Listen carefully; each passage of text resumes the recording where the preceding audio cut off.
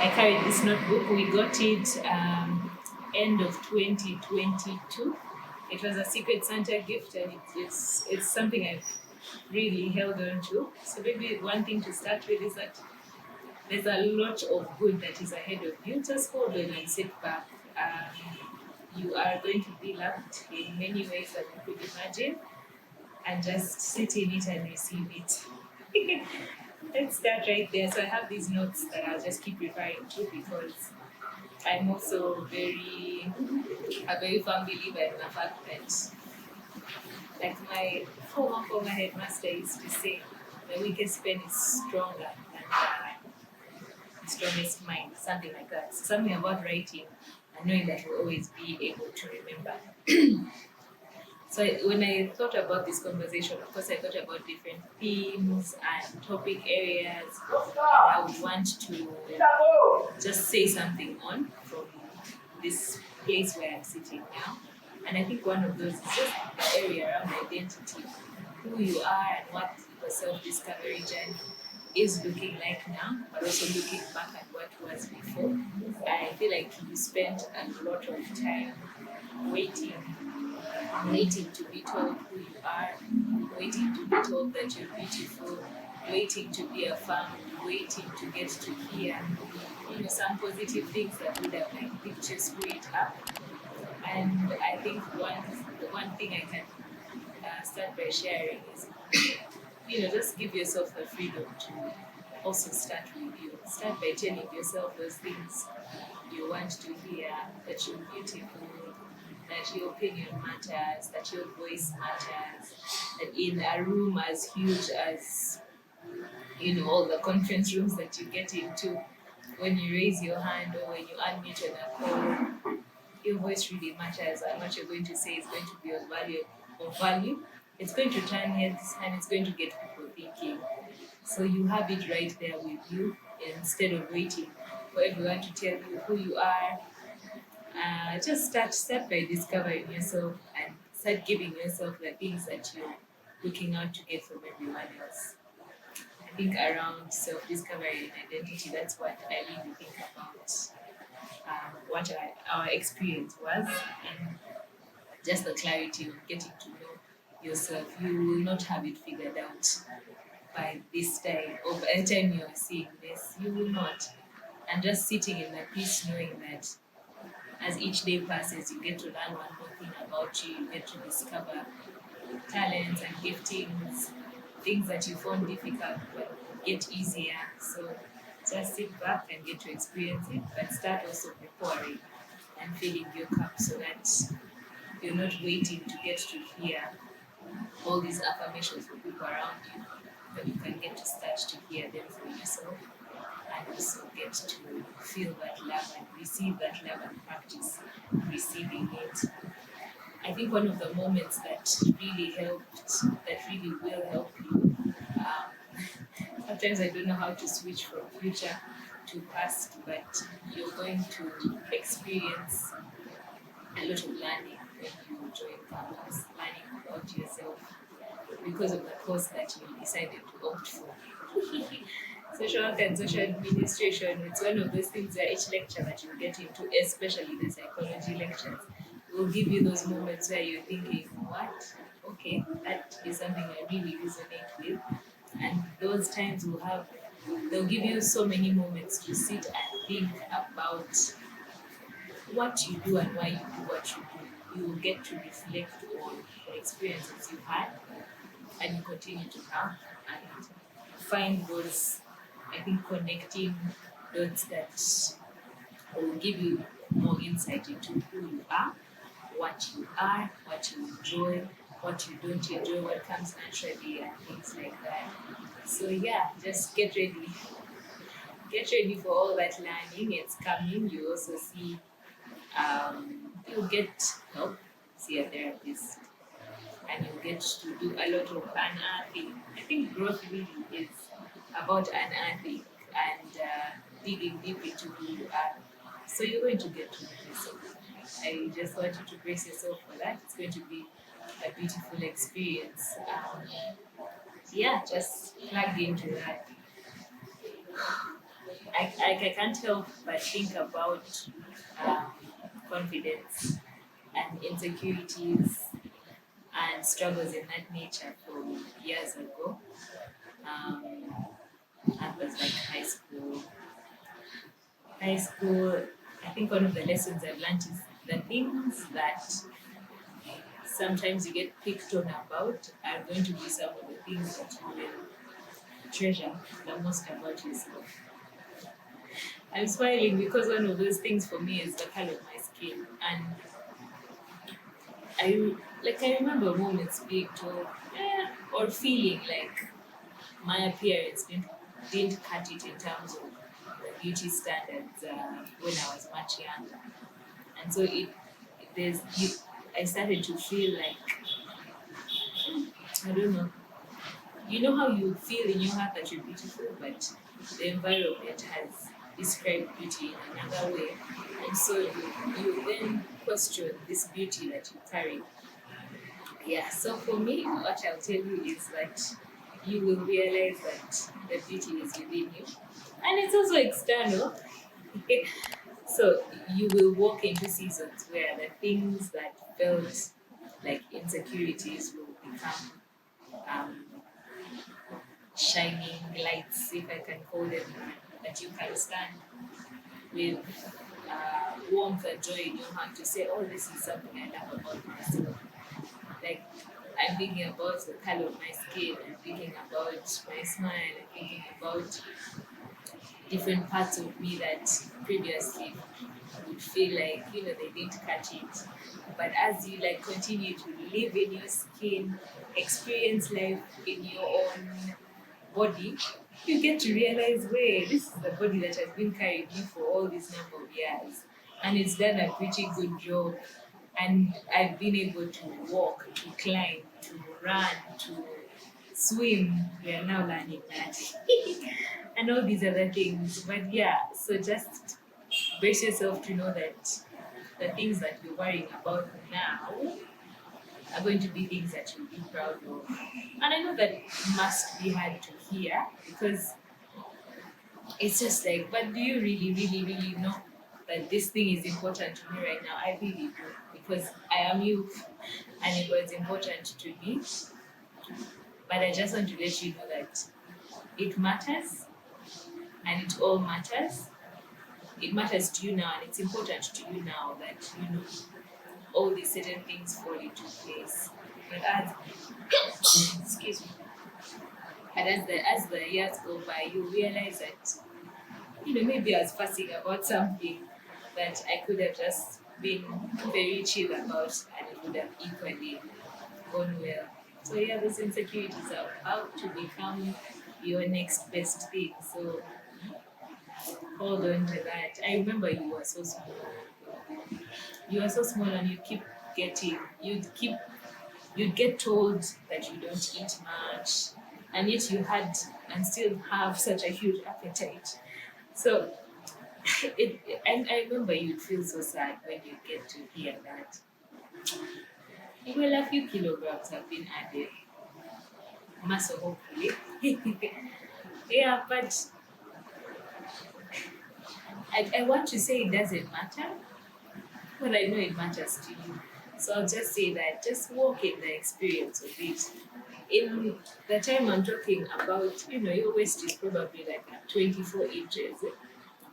It will probably never get that small again. So enjoy that time. There are nice things about each season. So stay in it, sit in it, and be present. So that as you cross over to this side, when you gain a bit of weight, the weight that you have looked forward to and worked out to get, that you can enjoy it as well and not look back thinking, I want to go back to the days when I was a bit smaller. So sit in your body. It's yours. It's all yours. You have the strength to build it to whatever you want to make it. You have the ability to see how flexible you can get because of different exercises that you get to do. So just be not too complicated, but just be, if I can say that. thinking about confidence as well, like I can't help but also mention the topic around feeling not enough for a task, not enough. I can tell that that is a bit sensitive to me because I noticed I started holding this cloth and plucking at it. So maybe that's also something still I need to deal with a bit. But the feeling that you're not enough for an assignment that is before you, it's a feeling that may stay a little, but just also the wisdom around how to navigate it. I know that that feeling is how I see it these days. Is that it's an important feeling to have because it's you consciously saying I want to be good at this thing, and I feel like there's just so much more I could give to it. And I want to encourage you to walk in that confidence that you are the person for the thing that is before you. You are the one. You may not feel like you qualify to be the one, but you are the one for the thing that is before you. Whether it is leading a project, whether it's organizing an event or singing something, I don't know. Just I want to reassure you that you are the one for what is happening. And so you need to believe that and tell yourself that and give yourself a reassurance. Because if you don't, you still feel like an imposter sometimes, and it's okay. I think the fight many times can be that, I will not feel like it, I will feel ready and up to task for the assignment, but sometimes it's also not the case. I would say that you are enough for what is before you. You have all that you need for all the tasks that are before you. I felt like I needed to say that again so that I too can hear it. Now this is advice for you, but also advice that is still applicable now at the point that I'm at. So yeah, you can do it, and the next time you feel like you're not the one up for the task or you feel inadequate for something, just give yourself the reassurance that feeling it is you saying that I think I have the capacity to get to do this and to excel at it. The interesting area of your life that I want to talk about is relationships. Moment of silence for that. I don't know why I'm laughing, but I think it's the thought of talking to myself is interesting and funny, but I also can paint the picture of who I was then, and I look at you with so much love in my heart, and just like that, oh, that yeah, that feeling of that sentimental, I love you feeling. So relationships, what I can tell you about them is be present. Be present in the relationships, in your friendships. Be present in your family time, because there are times and seasons that you're going to get a bit busier and you may not be able to give as much time as you can now. So let's start with friendships, especially so there are friends that because of proximity, you are around the same spaces most of the time. Enjoy that time. Enjoy it. Spend time together, play with each other, sing songs together, learn together. Enjoy that time together. Especially, I'm thinking about school time and how this was like such a beautiful time. You get to see each other very often and spend a huge chunk of time together. Enjoy it. Don't sit in it. Enjoy it, because you're not certain how long those friendships will last. But what you can be convinced about is how you're able to show up in the everyday. And I think for me, what is super helpful is that when you show up 100% in these friendships, when a time comes when, you drift apart in some way and maybe you're in different locations altogether and communication gets a bit difficult, there's an assurance in your heart that while this was there, I was also in it 100%. So that for me, my encouragement to you is be present. Be present in your friendships, be intentional, show up, and enjoy them. Enjoy them because you're not promised tomorrow at all. And so enjoy them today. Appreciate them today, love them today, affirm them today. Don't wait to do something tomorrow that you could do today. For me, that's one thing I think I want to share with you about relationships. And I will really focus on friendships. Of course, I know the kind of relationships you want me to talk about. I'll start with friendships because, yeah, those are very important. About the other relationships, the not very platonic ones, the romantic relationships, I want you, my young sis, to get some boundaries, my dear. Start drawing some lines. I know you have a lot of love to give in your heart. You have, you have a lot of, you know, you just want to pour out, to bless, to love. You're just like, I have all this love to give in my heart. Where can I start? How can I start pouring? But what I want to tell you, my sister, my love, start drawing those boundaries and know early. I was told something later in life that someone without boundaries, and the Bible also says that, I will paraphrase, that a city without a gate is, eh, something around a city without a gate being easily attacked, and you know, because people can easily get in. And I remember it's something my therapist also told me, that, you know, when you don't have boundaries, your arms are wide open and people get into your space. But when they get into your space, then you want to cage them in and ask, okay, what are you doing here? And the famous question, what are we? Sis, you're gonna ask that question a number of times. Oh, wow, you have asked that question. Thank you for the boldness. I want to celebrate that. Thank you for the boldness in asking that question when you felt like this is not working. But yeah, learning about boundaries and trusting and knowing that even as a child of God who loves the Lord and wants to honor Him in every single way, you can have boundaries. Boundaries with your space, boundaries with your words, boundaries with your body, boundaries with friends and family and people that you relate with, so that there's an understanding that, you know, these are the things that govern our interactions, not necessarily in a these are the rules kind of way, but I think you get it. So, boundaries.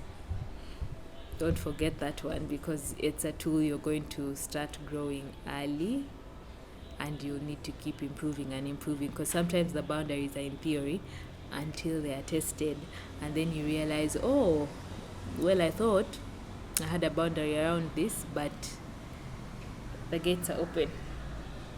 So yeah, be careful around that. Family, just be present, show up, be present, love on one another. There's going to be a time when you're not going to be in the same physical space with your sisters, because they're getting older, getting married, and yeah, you'll not then travel all together in the car going to the village, because they'll also have their own families. So enjoy the time that you have all the time with them now. Now, this doesn't mean that you'll stop spending any more time with them, but it's just saying, you know, times and seasons come and go, and enjoy each moment and time as it comes. So relationships, be present, but also ask the questions that you need to ask.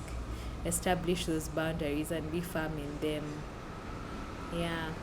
And you will find love. Love will find you. And in its purest form, sometimes because it's not familiar, it's something you will fight a bit. You know how you say you are a lover, not a fighter? Says there are many parts of you that, some parts of you, okay, that are a fighter, that you fight good sometimes. Strange, eh? You're going to discover that sometimes you fight good. That someone wants to offer help, and your first instinct or your first response is, no, no, no, no, I'm fine. And you then close a door where help could have come in and changed the whole situation, because yeah, sometimes getting used to handling things on your own can have side effects, and then you start thinking you're, you know, self-sufficient, and then it gets harder to receive any help from people around you. So yeah, there's gonna be a bit of unlearning around unlearning, of course, like unlearning the whole fight, the whole fight around love, affection, and anything that is given to you. You have a tendency to close off in a disguised, humble way that is not going to be very helpful for you. So just unlearning that and learning to be open, that when you're given something, you receive it with love in your heart and you say, oh, thank you, and you appreciate it. And whether that something is compliments or it's a gift, not fighting someone and wondering, oh my God, I didn't deserve this, or what did I do to deserve this? No, just sitting in a place where you're given something and you appreciate it. You're going to need to learn to do that. And stop fighting. Stop fighting. You're not a fighter. You're a lover. But you're fighting. You're fighting. Like, I remember there's a time you went for, I think it was a meeting or something. And the person you were meeting, like, it was a very serious work meeting, but they offered to pay. And in all seriousness, the money you earn is not in comparison to what that person earns. So I don't know why you were fighting to pay that bill. Did you pay it? I don't know. I don't know if you did. But man, stop fighting. Stop fighting. Just allow. My friend, give it time. You'll learn. No, this is not my opportunity to give you a lecture. It's just me saying, learn to receive. I think for relationships, that's what I can summarize it as. Learn to receive. As a giver, you must also know how to receive. Yeah. I also want to appreciate you for just loving to learn. And I think that's something you're going to grow in very much in education and in excuse me, and in your career. You will have such a passion for learning, gaining information, knowledge, reading. And yeah, you're going to be those chicks. All I need is a warm blanket and a book and a cup of tea. Maybe you're that, maybe not. But yeah, there's going to be a lot of learning, a lot of growth in that area. A bit of failure as well. And I like how you think about failure. I don't know when you learned it, but you're going to learn that what failure does, that it simply gives you another opportunity to try. And so yes, it's considered a fail, but when you don't register it as that, you register it as another opportunity to get something better, then there can only be so much more learning from a situation like that, rather than when it's perceived otherwise. So yeah, brace yourself. There'll be a lot of learning. I think I've said a lot of bracing yourself. Buckle up, please. But I like that you always wear a seatbelt. So brace yourself, my sister, my love. You're going to learn. You're going to keep learning, and you're going to also teach. What can I think about? There's a time before you were joining campus when you had missing marks and it was not certain that you would that you would get into the university you wanted, and someone mentioned a gap year, and it just seemed like this foreign concept. But I wonder what that would have been like. Maybe it would have been interesting. Could have been a lot more learning, because I'm watching someone close to me experience that gap year, and I can see how much learning is happening with her for that time. You probably would not have wanted that, but it's just a thought that occurred to me, that it seems unconventional but would have been a beautiful thing to experience as well. Yeah. So what I'm thinking about advice in the line of money, how you spend it, and the choices that you make. I advise you to learn how to spend money on yourself. It's going to take you a while to do it. So start learning how to spend money on yourself, my dear. You have such a willingness to extend yourself and extend provision to people around you, and you struggle to pour into your own cup.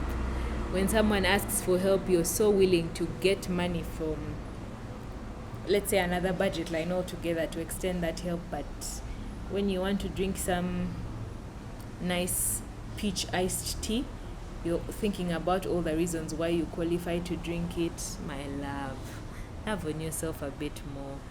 Yeah, learn to spend money on yourself. I think about the things you learned about money.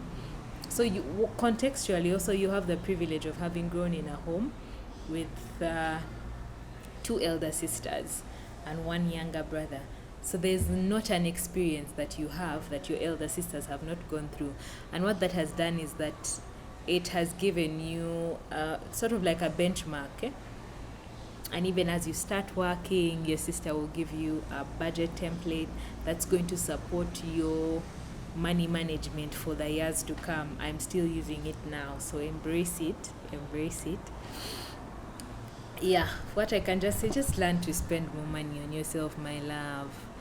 That in the same manner with which you pour into others, pour into yourself. Because now you're running dry, but you're still willing to extend yourself to those around you. So how about you pour some love into you? Buy that shoe. Do that hair. Hopefully they can handle your hair with gentleness. But yeah, do that hair. Buy that dress. Don't think too much about it. Save up for that phone and go and buy it without any form of guilt that it could have done so much more for someone else. Yeah. That's around money. Very important for you to do. I'm just looking about. You're debt free. Is that news? I don't know if it is. But yeah, you've not liked borrowing. I think borrowing is a thing you've not liked. So you work hard a lot to make sure that you don't have debt. And I want you to keep that up. So yeah, just manage your money better, budgeting it and knowing that this goes there, this covers this, so that there's that demarcation. And when money from the spending pool is done, we wait for the next time you get more money, and we don't spend from, let's say, like the investment pool. Those are some of the things we need to re-emphasize. Yeah. Think about money and how you spend it, but also learn to I can't overemphasize learning to spend money on yourself, because there's a lot to unlearn around that area. I have repeated it so that you get to hear that, my dear Gloria. So yeah, there are a couple of mistakes, I would say, and points of growth that you have experienced. Embrace them. Like, life is not the kind of thing you get figured out like at one go. So there are things you're going to do, there are things you're going to say that will not seem right or correct in the moment, but just embrace them. Embrace that mistakes are part of building who you are. Mistakes that you make in speeches, in things that you say in meetings that shake, you say the wrong word or use the wrong tone, and now you're fighting with yourself saying, no, you should have said it this way or that way. Like, embrace them. I watched something, and there was this lady saying, who told us that that breaks are awkward when we speak, because we have them all the time when we are speaking. But who told us that when in the middle of the speech you're not certain about what to say next, that it's wrong to break? So allow yourself to pause when you need to. Allow yourself to catch your breath and just say, in the middle of a meeting, you don't need to run and have everything figured out like you're reading it from a teleprompter. No, you're human, and you afford yourself the ability to pause in meetings when you're uncertain about what to say next, and breathe. Yeah, you've also learned that the right way to breathe doesn't require you to raise your shoulders. So just learn to take a deep breath, breathe out, and then say what comes to your mind after that. Don't feel under any pressure to have your words figured out in some way. One other thing I want to tell you is seems cliche, but like we are all taking different paths, so don't feel pressured for your path to look like someone else's. I remember because you started braiding and learning how to braid quite early, I think you saw a friend or a friend of a friend who had started a salon, and you were thinking, oh wow, that looks good and that's nice and that's a nice business running for her, but it was not. And you can see that and appreciate that without wanting that to be your story.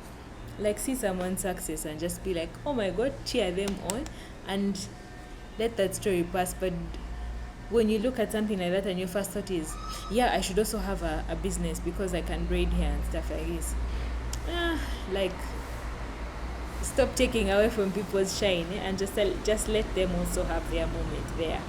If it's something you want to do, you can pursue it after, but let not seeing someone else's success be that thing that says, oh yeah, I also want this. Do you really want this? Or you're now just seeing that because someone else has it, you now want it. I feel like that's around growth. That's a very important aspect, because it's easy to see maybe someone travel for school and gets exciting, and you're like, oh yeah, I also want to travel. Do you want to travel because you want to travel, or you want to travel because let's say like Rita traveled? Like, ask yourself the why around the things that you want to do, so that you give yourself time and exercise patience, and that you have the right perspective around the things that you're pursuing, that you can concretely answer and say, yeah, I want to do this because of XYZ, and the reason is not tied to because she also did it. Like, live your life. It is yours. Like, live yours, don't live theirs. Yeah, I hope you're taking note of that, and just be patient with yourself. Be patient around the things you can do. There are things you want to learn that you have tried and pushed but struggled to learn. Like, allow yourself to pause. Like I said, take that deep breath and reevaluate some of the things that you're desiring, and also put in the work, because many times it's the work that needs to be put in so that you're able to do well.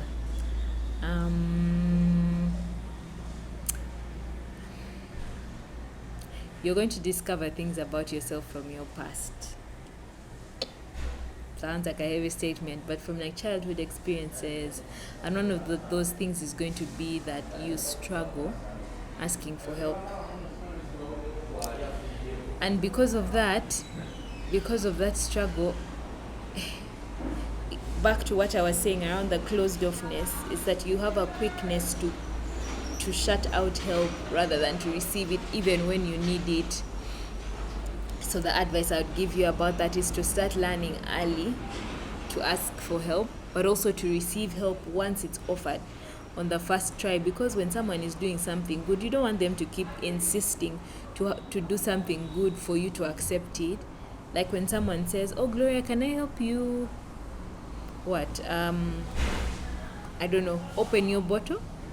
Take it, because you need extra help learning to receive help. So you learn to receive extra help in the smallest of ways, so that you rewire your mind to say that, yeah, you need to start practicing receiving this help. So even in the smallest of things, when you can ask for help, take it, because there's a lot of rewiring you need to do, because somehow you believed in your heart that asking for help was not a good thing, and now years later we need to do a heavy amount of unlearning.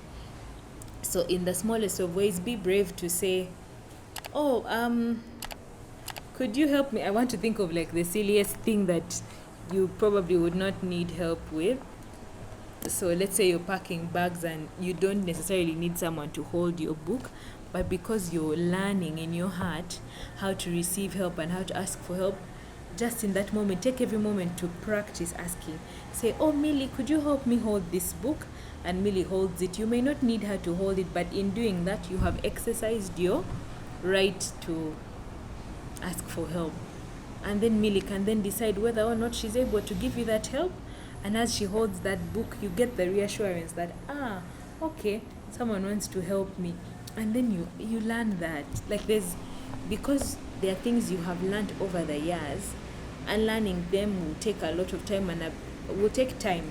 When you quantify it as a lot, it then becomes somewhat scary, but it will take time. So getting to do that in small doses to teach your mind that it is okay, you can do it, it is okay, you can practice it, and you can unlearn it, so that when it comes to asking for help for big things, I know you struggle to ask for help for money, but when it comes to asking for help for big things, maybe someone to drop you somewhere because, I don't know, then you have the muscle that you have been growing, and you can ask and say, oh, could you help me do this?